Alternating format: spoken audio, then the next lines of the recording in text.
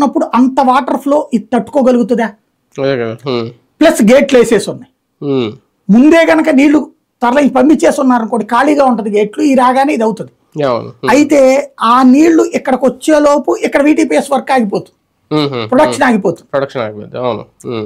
అది ఎవరు ఒప్పుకోవాలి? విద్యుత్ శాఖ మంత్రి ఒప్పుకోవాలి, విద్యుత్ శాఖ డిసిషన్ తీసుకోవాలి. ఈ అన్నిటి మధ్యన ఎవరికి సమన్వయం ఉంది? డిజాస్టర్ మేనేజ్మెంట్ మినిస్టర్ ఎవరు, ఇరిగేషన్ మినిస్టర్ ఎవరు, మినిస్టర్ లెక్కల దీనికి ఆ సెక్రటరీలు ఉంటారు సంబంధిత శాఖలు, revenue secretary, disaster management secretary, అట్లాగే దీనికి సంబంధించినటువంటి ఇరిగేషన్ సెక్రటరీ, కరెంటు విద్యుత్ శాఖ సెక్రటరీ, వీళ్ళ నలుగురు సమన్వయం చేసుకుంటే పని అయిపోతుంది. ఎవరికి వాళ్ళు మాకేం సంబంధం లేదన్నట్టున్నారు. అక్కడ ఏమైంది, వాటర్ అక్కడ స్టాగ్నేట్ అయిపోయింది ఆ గేట్లు తెరవకపోయేటప్పటికి. అదెందుకు VTPS కు ప్రాబ్లం వద్దని తెరవకపోవడం వల్ల దాని ఇంపాక్ట్ ఏమైపోయింది, వెనకాల ఒక్కసారిగా పొట్ట ఉబ్బిపోయినట్టు ఉబ్బిపోయింది.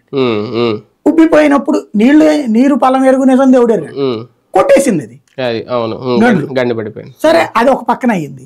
ఓకే, అది ఒక ఆస్పెక్ట్. ఏం చెప్పింది. రెండోది, మరి నువ్వు ఆయనే స్వయంగా తిరుగుతుండగా 10 గంటలు ఎట్లా పడ్డాయి ఏలూరు కాలువ కింద, బుడమేరు కాలువ కింద, అక్కడెక్కడ మరి ఎవరు కొట్టారు వచ్చి? మన వైఫల్యాన్ని కవర్ చేసుకోవడానికి సాధారణమైనడికి భాష అంతా అర్థం కాదు.